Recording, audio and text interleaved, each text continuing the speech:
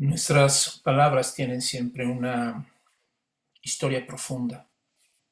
Nos muestran de alguna manera de dónde procedemos, los sedimentos que hay detrás de nuestra propia comprensión de las cosas. Porque antes de que nosotros fuéramos ya estaba nuestro lenguaje. Nuestras palabras nos precedieron y nos antecedieron. En este sentido, conocer el origen de alguna de las palabras que se incorporan a un idioma, no me refiero a anglicismos o barbarismos, sino palabras que son intraducibles y que pasan directamente al idioma que las recibe sin poder tener un equivalente. Y lo curioso es que estas palabras que parecen no tener un equivalente, en este caso en español, sin embargo, al momento en el que son incorporadas por la gente y empiezan a usarse en la cotidianidad, se incorporan al lenguaje coloquial de las personas, sufren una merma, sufren una especie de deterioro, una especie de ajuste en el que la idiosincrasia de las personas que toman esta palabra terminan solamente captando o recuperando de ellas, utilizando de ellas algo que ya está en la cultura. Es decir, algo que les permite hacer esa conexión en su propia forma de pensar y en su propia idiosincrasia, en su propia ideología, en sus propios valores culturales, de eso que la palabra tiene en común. Y eso lo quisiera poner en ejemplo con la palabra karma. Hoy en día todo el mundo, ¿no? Apelamos casi siempre cuando vemos que alguien no se sale con la suya y le cae alguna consecuencia, ¿no? Le sucede algo, ¿no? En función de lo que merecería, decimos karma, ¿no? Karma. Y aplicamos el karma casi siempre de manera, digamos, como justicia divina. Es decir, casi siempre asociado a cuestiones negativas, ¿no? Y de esta manera, la palabra karma se ha terminado asociando, perdón, a, digamos, esta otra parte que tiene que ver con la visión cristiana del mundo que compartimos los latinos y que identifican más este tipo de cuestiones como justicia divina, como retribución, como la idea de es un Dios justo, o a veces simplemente como un principio de causa y efecto o de retribución en el sentido de lo que siembras cosechas, ¿no? Pero la palabra karma y el concepto karma y lo que implica esto va mucho más allá. Y es de lo que quisiera hablar un poco en esta metamorfosis. Sin duda que esta palabra llega a nosotros por esta oleada de lo que se denominó la nueva era, digamos, como movimiento popular de espiritualidad, de búsqueda de los años 60, ¿no? Más o menos, que surge en esos años, con este afán de buscar fuera de las instituciones desgastadas, demasiado asociadas a cuestiones problemáticas, y la gente en este afán de encontrar alguna respuesta a las crisis existenciales de posguerra, de Vietnam, de los conflictos de la Guerra Fría, de la indiferencia de las instituciones religiosas, ¿no? O de su incapacidad para dar respuesta a las preguntas contemporáneas, busca en Oriente o mira hacia Oriente para querer encontrar soluciones existenciales a estas crisis, ¿no? De la segunda mitad del siglo XX. Y en esa búsqueda, en ese afán, en ese cambio de mirada, es que se incorpora mucho de la filosofía oriental al pensamiento occidental. Y las palabras empiezan a llegar.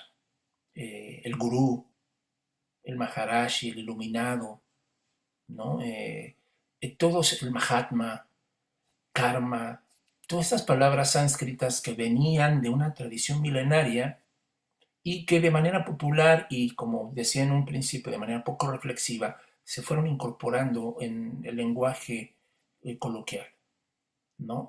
Sin embargo, la influencia de India sobre Occidente o particularmente sobre Europa es mucho más antigua, ¿no? Y probablemente tenga que ver con una cuestión histórica de dominio, del dominio que Inglaterra tuvo, el control, la colonización de Inglaterra sobre la India durante mucho tiempo.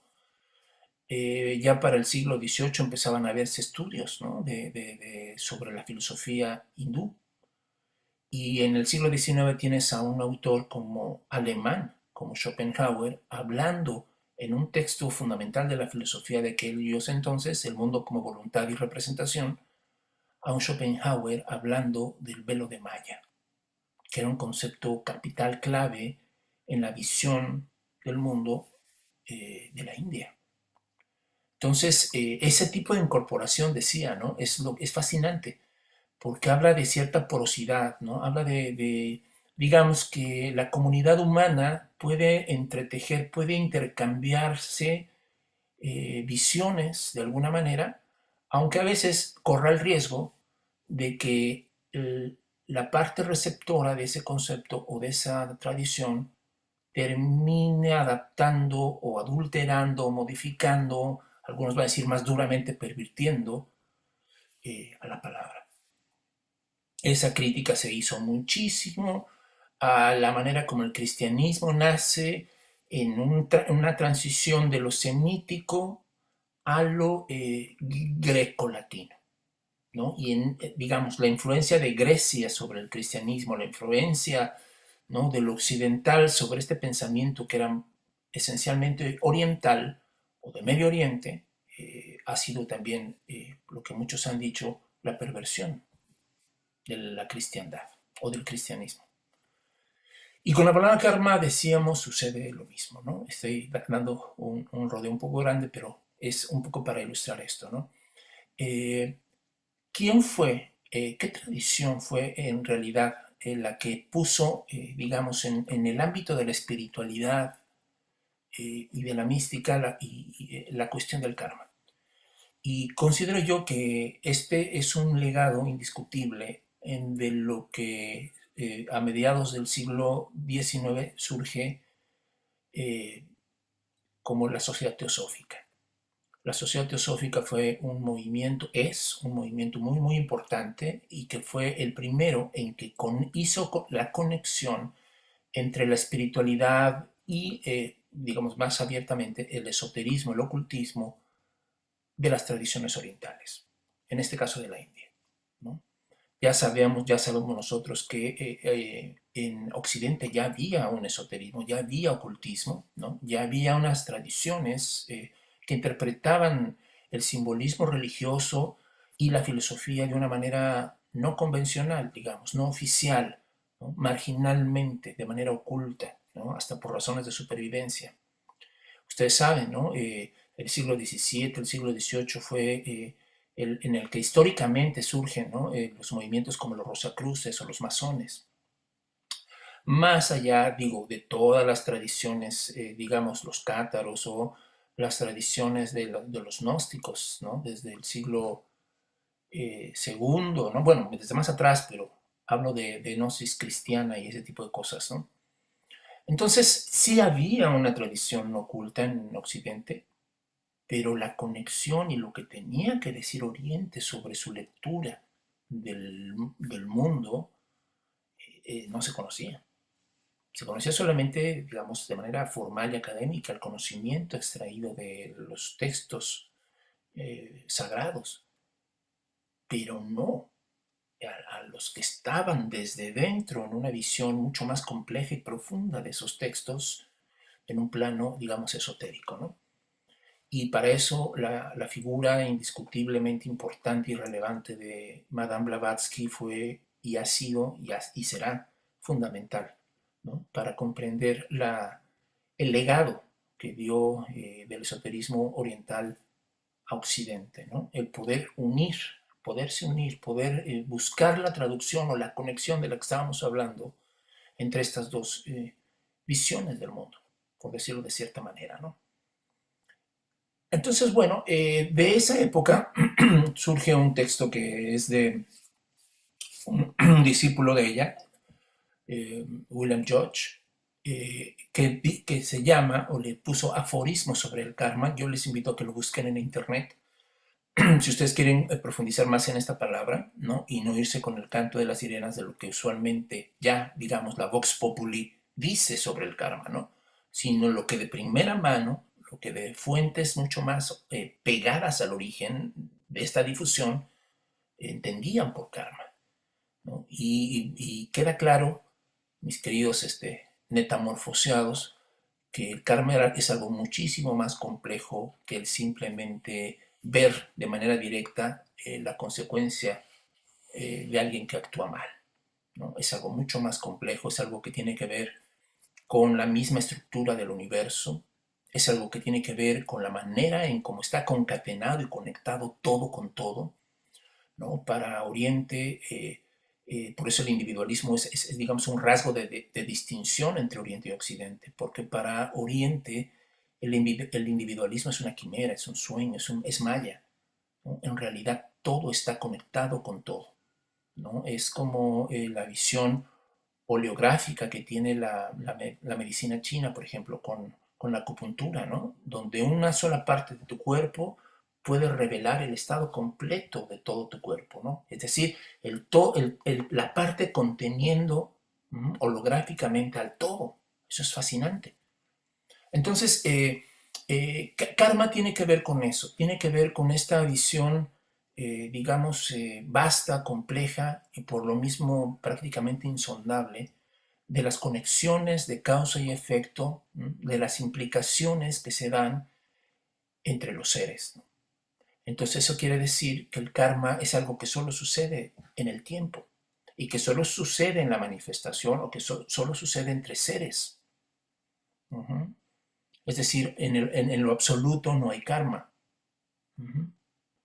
Ahora bien, digamos, la parte fina de esto es que para la tradición esotérica que menciona o que desarrolla o que da a conocer el concepto de karma, no hay la idea de una deidad personal que esté, digamos, como aplicándolo a cuentagotas o de manera arbitraria a ciertas personas y a ciertas no.